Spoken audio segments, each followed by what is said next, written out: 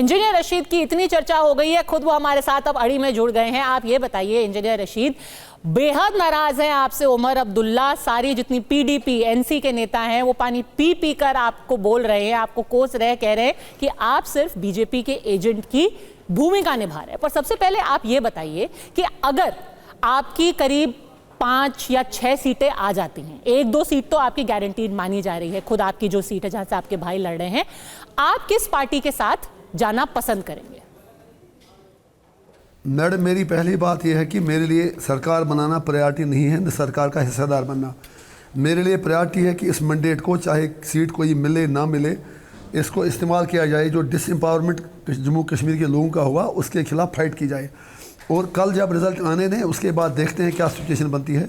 जो भी मेरी रियासत के लोगों के, जम्मू कश्मीर के लोगों के हित में होगा, मफाद में होगा, हम वही करेंगे। नहीं, पर आपको मैं 3 ऑप्शन दे रही हूँ। एक कि आप कांग्रेस एनसी के साथ जाएं, 2 आप बीजेपी के साथ जाएं, तीसरा सारे इंडिपेंडेंट्स साथ मिलकर के और आप मिलकर के किसी का आउटसाइड सपोर्ट ले लें। तीनों में से कौन सा ऑप्शन सबसे अच्छा और सबसे मुफीद आपको लग रहा है? मैम, पहले मुझे लगता नहीं है कि किसी को हमारी ज़रूरत पड़ेगी, और मुझे नहीं पता कि हमें 1 सीट आती है, 2 आती हैं, 10 आती हैं, कुछ आता है।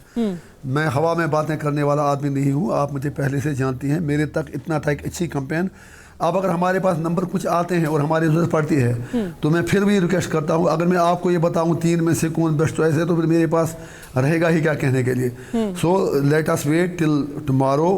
अगर हमें कोई नंबर आता है, I don't know what will be the people's verdict, उसके बाद जो भी अच्छा लगेगा जम्मू कश्मीर के लोगों के लिए हम वो करेंगे। फिर जो आपने एनसी, पीडीपी, बीजेपी, कांग्रेस की बात की, मेरे लिए सारे एक सिक्के के 2 पहलू हैं। कुछ सामने से वार करते हैं, कुछ पीछे से वार करते हैं जम्मू कश्मीर के लोगों पर। It doesn't make me a difference anyway. अब अगर ऐसा स्टेज आता है तो I will make a choice that suits my people, जो मेरे लोगों को सूट करे। नहीं, पर कौन सा आपके लोगों के लिए सबसे सही है? जब आप कह रहे हैं मेरे लोगों के लिए जो सही है, कौन सा ऑप्शन? मैं कबल अज़ वक्त कोई ऐसी बात कह के अपना मजाक नहीं बनाना चाहता जो कल पॉसिबल नहीं है। वेट कीजिए आप, जब इतना वेट किए 24 घंटे हो जाएं, कल मैं आपके सवाल का जवाब दूंगा। If there need arises, till then why should I say anything. ये बताइए कि अचानक से शायद कब सितंबर में आपको बेल मिल गई, आपके ऊपर एक तबका तब से चिपक गया है तमगा कि आप बीजेपी के एजेंट हैं, बड़ी कन्वीनियंटली आपको बेल भी एन मौके पर मिल गई, उससे क्या आपको नुकसान हुआ है? पहले मैं 2 चीज़ें अर्ज़ करूं, मुझे उन लोगों के इन गंदे सवालों का जवाब देने में कोई दिलचस्पी नहीं है, क्योंकि 5.5 साल में जेल में रहा और सो कॉल्ड गुपकार अलायंस बाकी लोग मज़े यहाँ लेते रहे। 5.5 साल मेरी फैमिली में 2 डेथ्स हुई। मेरे पेरेंट्स ओल्ड एजेड थे, उनको मैंने कभी उनसे मुलाकात नहीं की।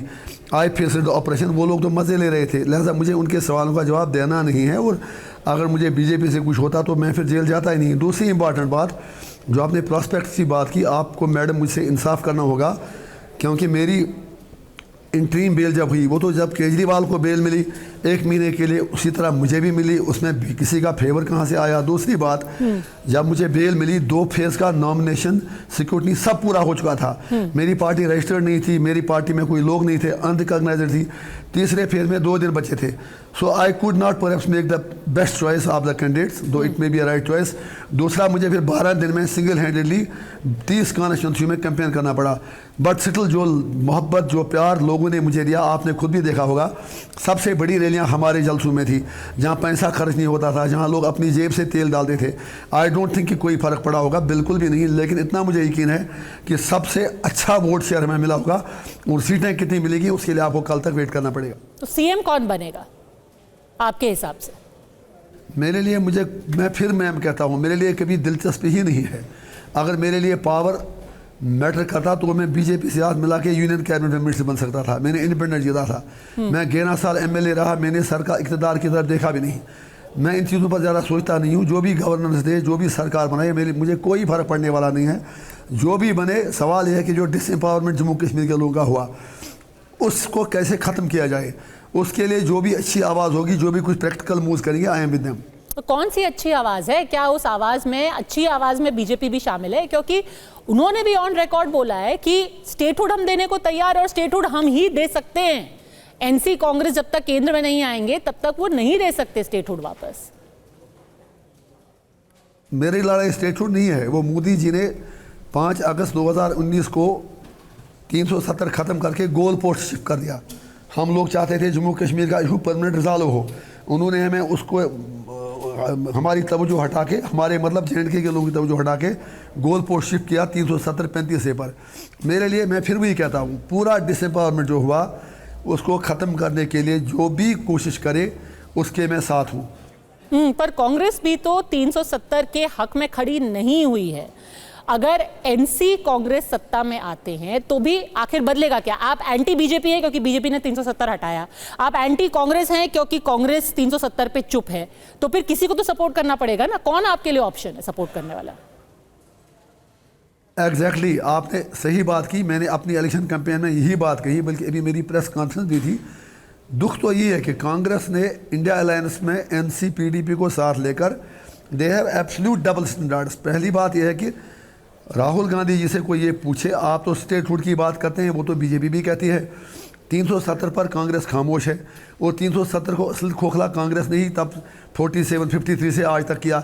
लेकिन आज कांग्रेस 370 पर बात ही नहीं करती है। मैंने कैंपेन में कहा कि अगर कांग्रेस अपने मैनिफेस्टो में इतना कहे कि जब भी उनको मेजॉरिटी मिलती है 2029 में, आगे उससे पहले, I am ready to support them, लेकिन उसका वो रेस्पॉन्ड ही नहीं करते हैं। ठीक है, तो इनफैक्ट उनके मतलब लोगों तक भी हमने ये बात पहुंचाई, अगर आप 370 को अपने नेशनल मैनिफेस्टो में रखेंगे और ये कहेंगे कि जब भी हमें मेजॉरिटी मिलती है तो हम आपका 370 वापस करेंगे, लेकिन they are not ready for that.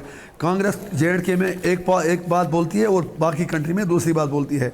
They want to eat the cake and have it too, लेकिन कांग्रेस उससे एक्सपोज हो गई है। फिर भी अगर आज भी वो कुछ कंक्रीट कहते हैं तो लेट देम कम फॉरवर्ड। अगर आज भी राहुल गांधी जी ये कहते हैं कि 370 हम वापस लाएंगे अगर हमें पार्लियामेंट में मेजॉरिटी मिलती है, तो I will certainly support them. अच्छा, आखिरी सवाल आपसे ये पूछती हूँ, आप भी एंटी बीजेपी पॉलिटिक्स करते हैं, एंटी कांग्रेस पॉलिटिक्स करते हैं, आप भी जेल गए हैं, अरविंद केजरीवाल भी जेल गए, आपने अभी उनका जिक्र किया था, कहीं आप कश्मीर के केजरीवाल तो नहीं बन जाएंगे? मुझे केजरीवाल बनने की ज़रूरत नहीं है, मुझे इंजीनियर सीधे रहने दें। मैं छोटा आदमी हूँ, मेरी औकात उतनी नहीं है, मेरे लिए पावर कभी मैटर करता नहीं है, ट्रस्ट मी। फिर मैं 5.5 साल जेल ही नहीं रहता अगर मैं कंप्रोमाइज़ करता। बाकी जिसको जो कहना है वो कहें। और अगर आपने खुद कहा कि NC PDP सज्जाद लोन सारे इट वाज ऑल वर्सेस मी, सीटें वो जीत जाए बेशक, लेकिन सब मुझ पर ही अटैक करते थे। उनको they are reading writing on the wall कि फ्यूचर अवामी इत्तेहाद पार्टी का है, एक आम आदमी का है। इंजीनियर रशीद का जो मॉडल ऑफ गवर्नेंस, जो इश्यूज़ पर बोलना था, वो लोगों के दिलों में टच कर रहा है। काश मुझे एक हफ्ता मिल गया होता। मैं आपको गारंटी से कहता हूँ NC PDP कांग्रेस BJP इनका जनाजा मैं कश्मीर से निकाल के लखनपुर के उस पार तक डाल देता। लोग हमारे साथ हैं, वो आपको पता भी चला होगा, लेकिन मेरे पास ऑर्गेनाइजेशनल स्ट्रक्चर नहीं था, टाइम नहीं था, रिसोर्सेज नहीं थे।